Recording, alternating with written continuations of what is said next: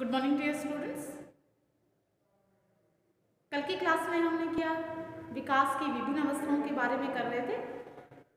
विकास की जो अवस्थाएं थी उनमें सबसे पहले हमने की गर्भकालीन अवस्था।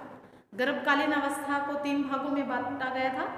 डिंबावस्था, दूसरी थी भ्रूणावस्था और जो तीसरी थी वो थी गर्भस्थ शिशु की अवस्था। इन तीनों के बारे में जाना। फिर हमने उसमें शैशवावस्था को जाना कि शैशवावस्था क्या है, बचपन अवस्था को जाना, बाल्यावस्था को जाना। बाल्यावस्था को 2 भागों में बांटा गया था, पूर्व बाल्यावस्था और उत्तर बाल्यावस्था। उसके बाद आज की जो क्लास है उसमें हम करेंगे वयसंधि अवस्था। वयसंधि अवस्था है प्यूबर्टी जिसे बोलते हैं।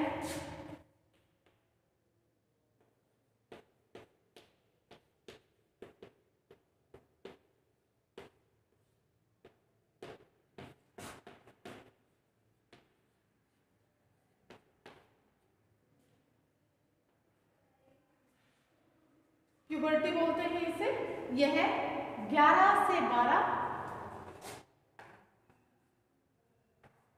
11 या 12 से लेकर ये होती है 11 से 12 से और ये होती है 13 to 16 ईयर इतने होती है। 11 से भी हो सकती है, 11 से लेकर 16 तक या 12 से लेकर 16 तक, ऐसे ये एज होती है। वयसंधि को ओवरलैपिंग पीरियड भी कहते हैं। इसे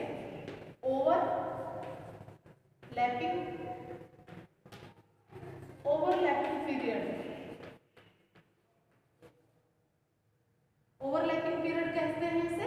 क्यों कहते हैं?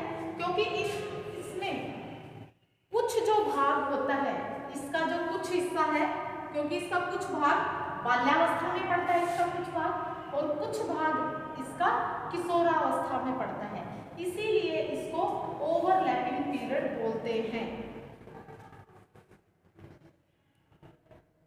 लड़कियों में जो प्यूबर्टी स्टेज होती है वो 11 से 15 वर्ष की अवस्था होती है।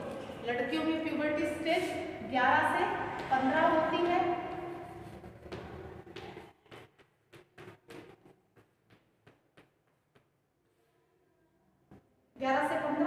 और लड़कों की जो होती है वो 12 से 16 साल होती है। लड़कों की तो अलग अलग होती है, लड़कों की अलग, लड़कियों की अलग। 11 से 15 लड़कियों के लिए, 12 से 16 लड़कों के लिए प्यूबर्टी स्टेज बताई गई है। बाल्यावस्था की तुलना में इस अवस्था में शारीरिक एवं मानसिक जो विकास है वो तीव्र गति से होता है। इस अवस्था के जो बालक अक्सर अपना सामाजिक एवं संवेगात्मक नियंत्रण को खो बैठते हैं। इस अवस्था के बालक बहुत अधिक अस्थिर एवं चंचल होते हैं। इसका कारण होता है यौन अंगों का विकास होना एवं हार्मोन का स्रावण। आपको बताया कि इस जो एज के बच्चे हैं वो सामाजिक और संवेगात्मक नियंत्रण खो देते हैं, बहुत अधिक अस्थिर और चंचल होते हैं। और ये किन कारणों से होता है? यौन अंगों का जो विकास है वो कारण होता है। एक कारण और होता है हार्मोन का स्रावण भी इसका कारण होता है। आप भी देखते हैं जो इस स्टेज में होते हैं बच्चे थोड़े से गुस्से वाले होते हैं, कुछ भी बोल देते हैं, वो किसी का बोलना पसंद नहीं करते, किसी की सुनते नहीं है। तो ये चेंजेस इस स्टेज में मोस्टली जो बच्चे हैं उनमें देखने को मिलता है। अगली जो स्टेज है वो है हमारी किशोरावस्था।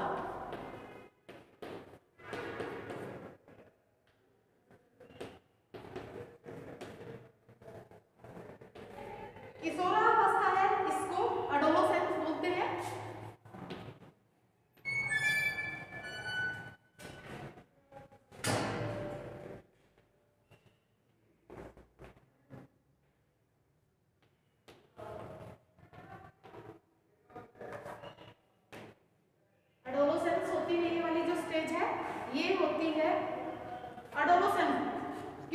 किशोरावस्था एडोलसेंस,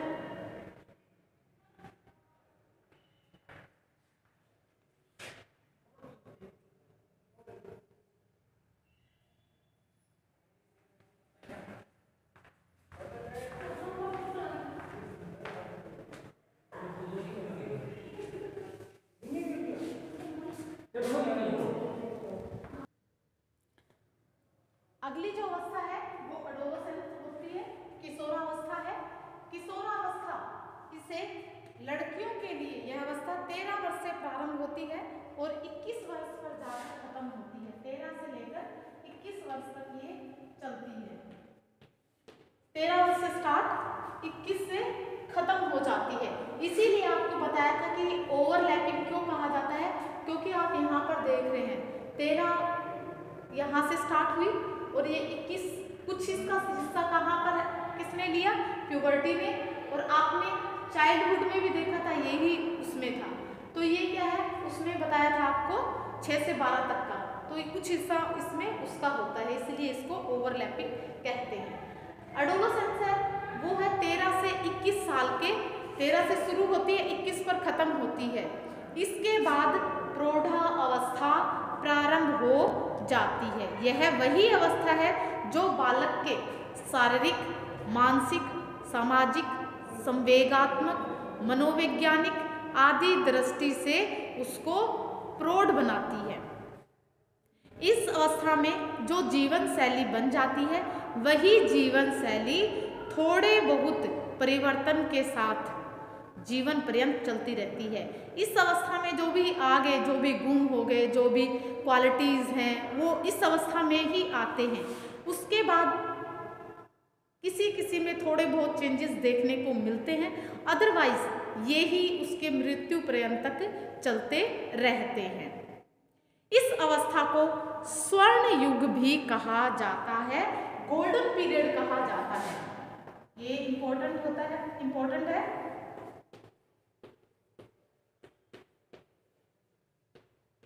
इस स्टेज को स्वर्ण युग, गोल्डन एज, गोल्डन पीरियड कहा जाता है। कुछ मनोवैज्ञानिक इसे तूफान एवं तनाव की अवस्था भी कहते हैं। तूफान एवं तनाव की अवस्था भी कहते हैं। जो साइकोलॉजी का पेपर होता है उसके अंदर पूछा जाता है कि गोल्डन पीरियड कौन सा होता है, ये होता है। इसके अंदर गोल्डन पीरियड कहा जाता है। तूफान एवं तनाव की अवस्था भी इसी को कहा जाता है, क्योंकि इसमें बहुत कुछ उथल पुथल की अवस्था कहा जाता है इसको, क्योंकि इस अवस्था में बालक न तो बालक रहता है और ना ही वह प्रौढ़ होता है। इस अवस्था के यही, इसीलिए इसको क्या कहा है, स्वर्ण युग कहा है। तनाव एवं तूफान की अवस्था कहा है। उथल पुथल की स्टेज भी इसको कहा गया है। क्या रीजन बताया इसका, यही रीजन होता है कि इस स्टेज में बच्चा ना तो बालक रहता है ना ही वो समझदार होता है, यानी प्रौढ़ होता है। तो इसीलिए ये इसको इसकी संज्ञा दी गई है। लैंगिक अंगों में परिपक्वता एवं काम इच्छाओं का जागृत होना इस अवस्था का प्रमुख लक्षण होता है। किशोर वह के बालक विपरीत लिंग के प्रति आकर्षित होते हैं, उनसे बात करना पसंद करते हैं, उनके साथ रहना, घूमना फिरना पसंद करते हैं, और इनमें एक विशिष्ट प्रकार का नयापन दिखाई देता है जो मूलतः उनकी यौन परिपक्वता के कारण होता है। यह सभी अवस्थाओं से अधिक आनंदमयी एवं उपलब्धियों को अर्जित करने वाली स्टेज होती है, इसलिए इसे गोल्डन पीरियड, गोल्डन एज भी कहा गया है। इसे गोल्डन पीरियड कहा गया है, गोल्डन एज कहा गया है। गोल्डन एज और गोल्डन पीरियड इसको कहा गया है। किशोरावस्था को भी दो भागों में बांटा गया है, पूर्व किशोरावस्था और उत्तर किशोरावस्था।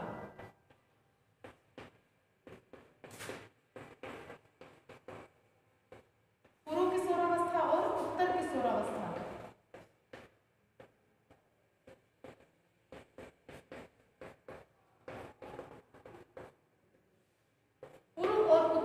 ये 2 किशोरावस्था होती है। पूर्व किशोरावस्था 13 से 14 वर्ष से लेकर 16 से 17 वर्ष, 13 से 14, 16 से 17 वर्ष तक होती है। या तो 13 से 16 होगी या 14 से 17 होगी। इस प्रकार से ये एज होती है। इस अवस्था को प्राप्त करते करते बालक वयस्क बन जाता है, और लड़कियों में यह अवस्था 13 वर्ष की आयु से प्रारंभ होती है तथा लड़कों में 14 वर्ष से। लड़कियों में 13 वर्ष से स्टार्ट हो जाती है, पहले आ जाती है, और लड़कों में बाद से स्टार्ट होती है, यानी 14 से उनकी स्टार्ट होती है। तो ये पूर्व किशोरावस्था। उत्तर किशोरावस्था जो होती है वो 16-17 वर्ष से प्रारंभ होकर 21 वर्ष तक चलती है। उत्तर जो होती है वो 16 भी, कहीं 16 भी हो सकता है, कहीं 17 भी दिया होता है। तो 16 या 17 से लेकर 21 वर्ष तक ये अवस्था चलती रहती है। इस अवस्था के अंत में प्रौढ़ा अवस्था, इस जो अवस्था है, इसके आते आते लास्ट में प्रौढ़ अवस्था का प्रारंभ हो जाता है।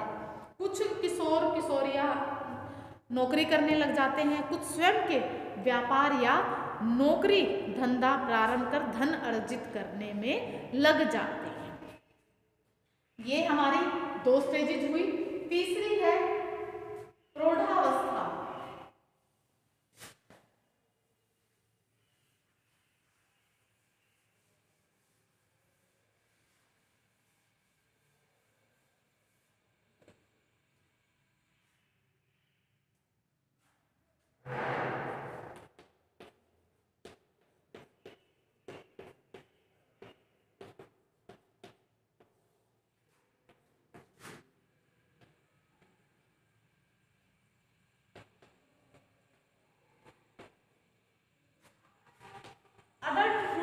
स्टेज होती है, प्रौढ़ावस्था है।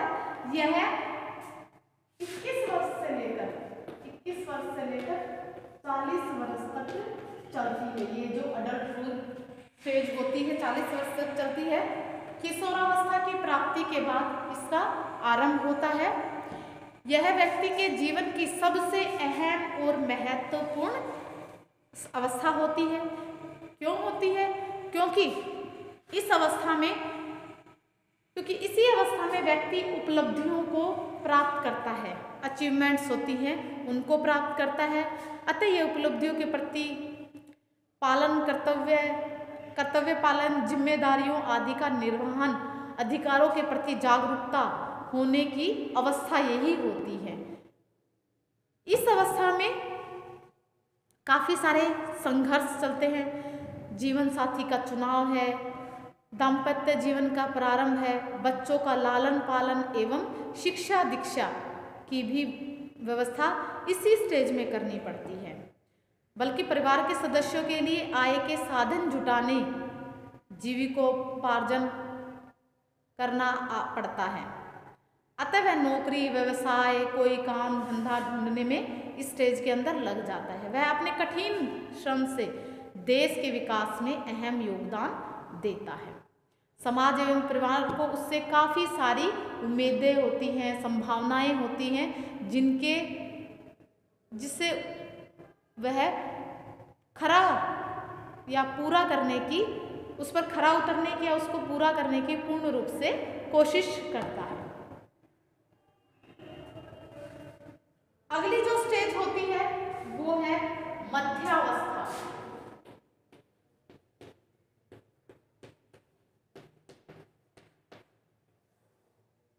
मध्यावस्था होती है, इसे मिडिल एज बोलते हैं।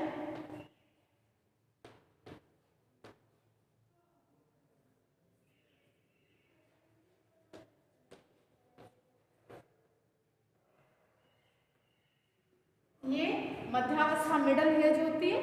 ये 41 से 60 वर्ष तक चलती है। 41 से 60 वर्ष की अवस्था होती है।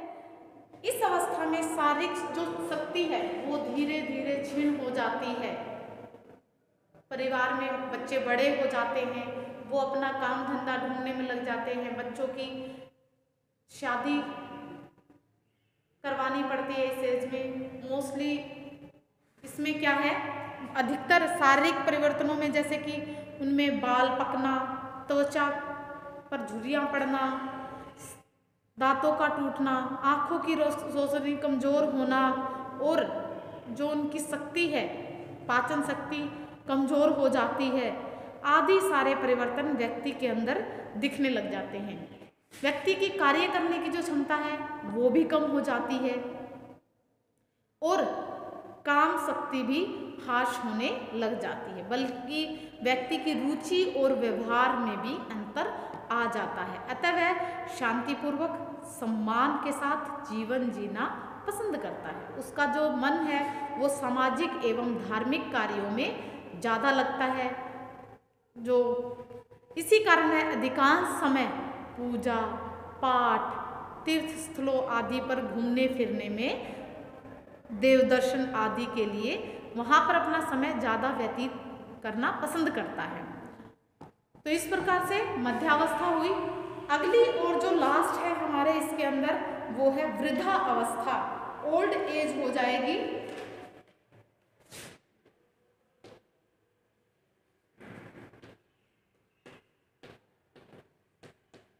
वृद्धावस्था यानी ओल्ड एज,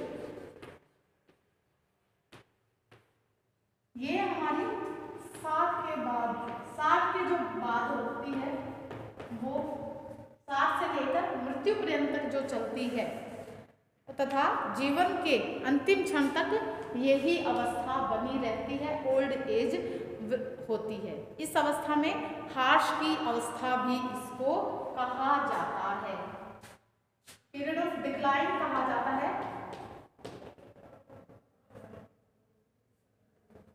ह्रास अवस्था,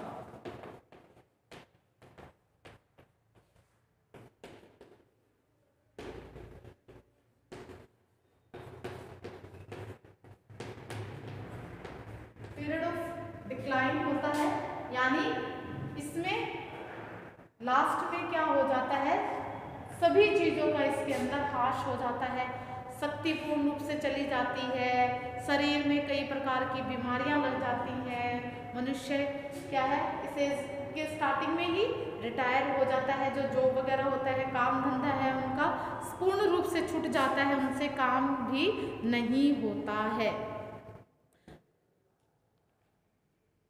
क्योंकि यह अवस्था जब आती है तो काफ़ी दिनों तक रहती है तथा व्यक्ति को साथ लेकर ही जाती है। यह कोई कहावत या किसी कवि की पंक्तियां नहीं है, बल्कि जीवन की एक कड़वी सच्चाई है जिसे किसी भी कीमत पर नकारा नहीं जा सकता है। तो वृद्धावस्था की जो ये अंतिम अवस्था है और इसमें आपको बताया शारीरिक और मानसिक शक्ति क्षीण हो जाती है, याददाश्त कमजोर हो जाती है, कम हो जाती है, कमजोर हो जाती है, व्यक्ति भुलक्कड़ बन जाता है, उसे भूलना चीज़ें याद नहीं रहती है, बातें याद नहीं रहती, आँखों की रोशनी बिल्कुल क्षीण हो जाती है, हाथ पैर काम करने से इनकार करने लग जाते हैं और पाचन शक्ति है बिल्कुल कमजोर पड़ जाती है, इस कारण उसका भोजन भी नहीं पचता है। वृद्धावस्था में सोचने समझने, आदतों एवं मनोवृत्तियों में काफ़ी परिवर्तन आ जाते हैं। कई वर्ग तो अत्यंत ही जिद्दी स्वभाव के हो जाते हैं, चिड़चिड़े हो जाते हैं, इस कारण उन्हें परिवार के सदस्यों के साथ समायोजन करने में काफ़ी सारी दिक्कतों का सामना करना पड़ता है। कई वर्ग लोग तो परिवार से दुखी होकर घर बाहर निकलकर वृद्धाश्रम का सहारा लेते हैं तथा अपनी जीवन लीला ही समाप्त कर देते हैं।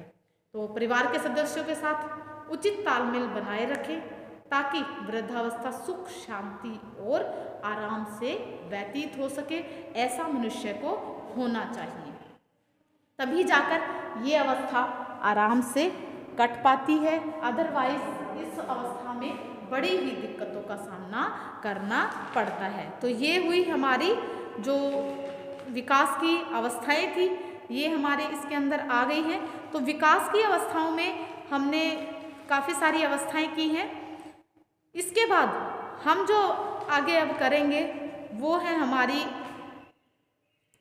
गत्यात्मक विकास करेंगे। ये तो विकास की अवस्थाओं में हमने सबसे पहले जाना कि कौन कौन सी अवस्थाएं थी। ये हमारी अवस्थाएं सारी होगी। अब करेंगे हम गत्यात्मक विकास।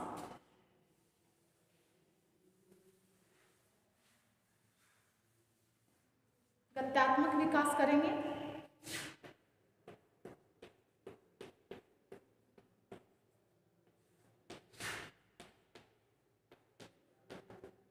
गत्यात्मक विकास को मोटर डेवलपमेंट भी कहते हैं।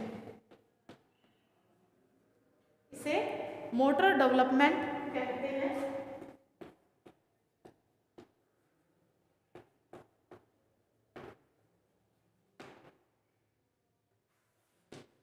इसको मोटर डेवलपमेंट कहते हैं।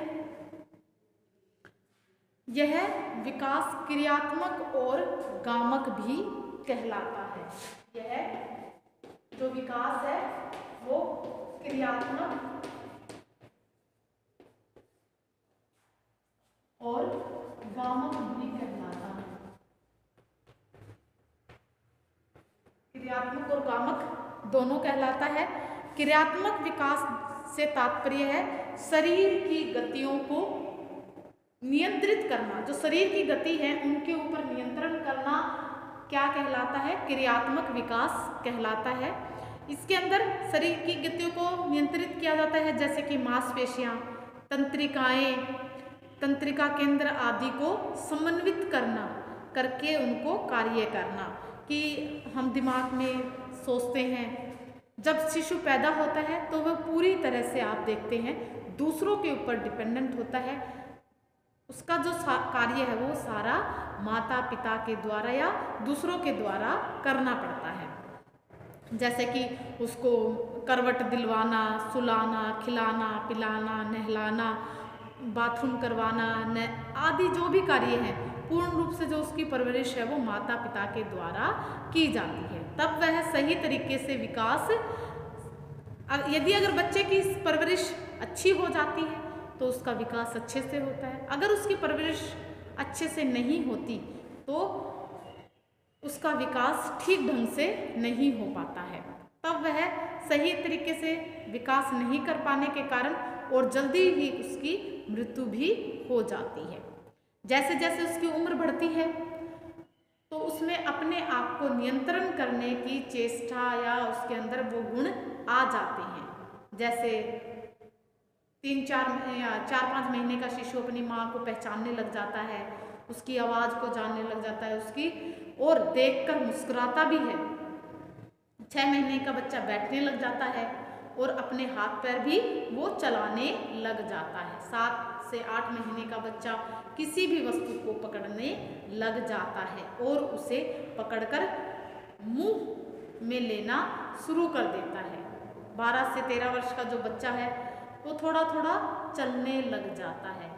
कोई बच्चे जल्दी भी चल जाते हैं, कोई वैसे मोस्टली यही होता है कि 12 वर्ष का बच्चा है वो चलने लग जाता है। जैसे जैसे उम्र बढ़ती है बच्चा खुद खाना खाने लग जाता है, खुद कपड़े पहनने लग जाता है, अपने जो स्वयं के कार्य होता है वो खुद करना ज़्यादा पसंद करता है और यही परिपक्वता एवं विकास कहलाती है। जब वह अपने काम करने लग जाता है, समझने लग जाता है दूसरों को, तो ये जो अवस्था होती है वो विकास और परिपक्वता की अवस्था कहलाती है। हरलोक ने क्या कहा है? जो हरलोक है बाल मनोवैज्ञानिक,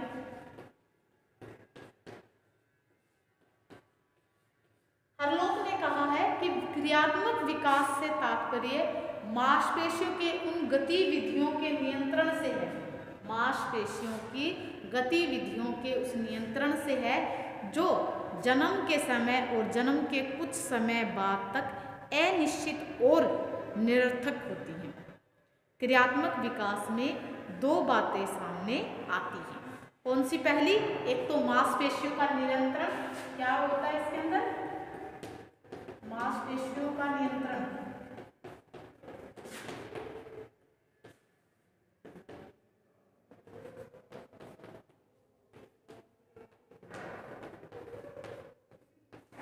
एक तो मांसपेशियों का नियंत्रण होता है, दूसरा मांसपेशियों और तंत्रिकाओं का विकसित होना मांसपेशियों और तंत्रिकाओं का विकसित होना।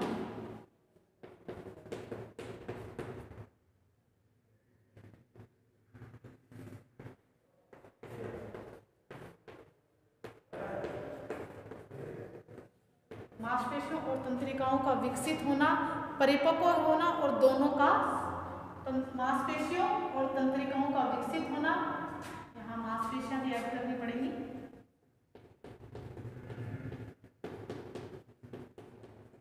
मांसपेशियों और तंत्रिकाओं का विकसित होना और इनका क्या होना, परिपक्व होना, परिपक्व होना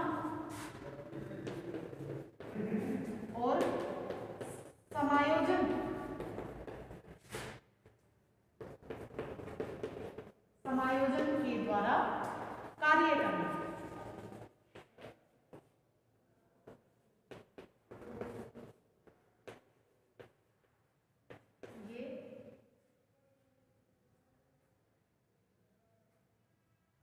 क्रियात्मक विकास के साथ ये दो चीजें होती है। क्रियात्मक विकास में जब बच्चे की मांसपेशियों का नियंत्रण हो जाता है, फिर उसमें मांसपेशियों और तंत्रिकाओं दोनों का, तंत्रिकाएं यानी उसके सारे काम कर रहे हैं, हाथ वगैरह पैर वगैरह सब काम कर रहे हैं, लेकिन उसका दिमाग का काम करना भी जरूरी है। उसमें सोचने समझने की शक्ति, बच्चा बैठे बैठे सोचता है कि हाँ ये माँ है, तो माँ को देख के रोने लग जाता है, दूर जाती है तो रोने लग जाता है, पास आती है तो वो हंसने लग जाता है, बाहें फैला लेता है माँ को देखकर, और उछलने, पैरों को और हाथों को मारने लग जाता है।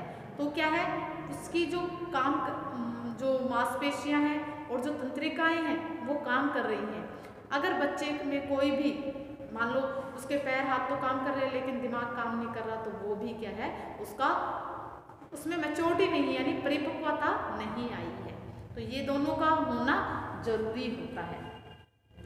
अब इसके अंदर आ जाएंगे, ये हमारा गत्यात्मक विकास हुआ।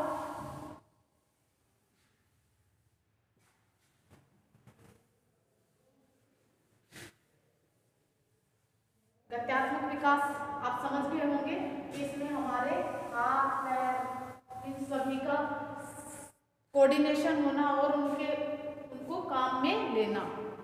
क्रियात्मक विकास की विशेषताएं एवं सिद्धांत करेंगे आगे। अब हम, या आज की क्लास में हम इतना ही करेंगे, बाकी जो क्रियात्मक विकास की जो विशेषताएं और सिद्धांत हैं वो हम कल की क्लास में करेंगे। तो उम्मीद है कि आपको इतना जो करवाया है अब तक वो सारा समझ में आया होगा। और एक आपसे रिक्वेस्ट ही कहें कि आप कोई भी वीडियो वगैरह नहीं देखते हैं तो प्लीज़ बच्चों वीडियोस को देखो। आप देखोगे, अब आपने सोचा होगा कि एग्ज़ाम नहीं होंगे, तो ऐसा बिल्कुल भी नहीं होगा क्योंकि अब की बार ये नहीं है कि आपको नेक्स्ट में प्रमोट कर दिया। वैसे भी आप तो थर्ड ईयर के स्टूडेंट हो तो आपके तो एग्ज़ाम होंगे ही होंगे। वैसे फर्स्ट ईयर और सेकेंड ईयर के भी होंगे, लेकिन आपके तो होंगे ही होंगे। तो आप प्लीज़ इनको वीडियोस को देखें और पढ़ें, समझने की कोशिश करें। जो कुछ ना समझ में आए तो उसको पूछें। तो आज के लिए इतना ही। Okay bye, have a nice day.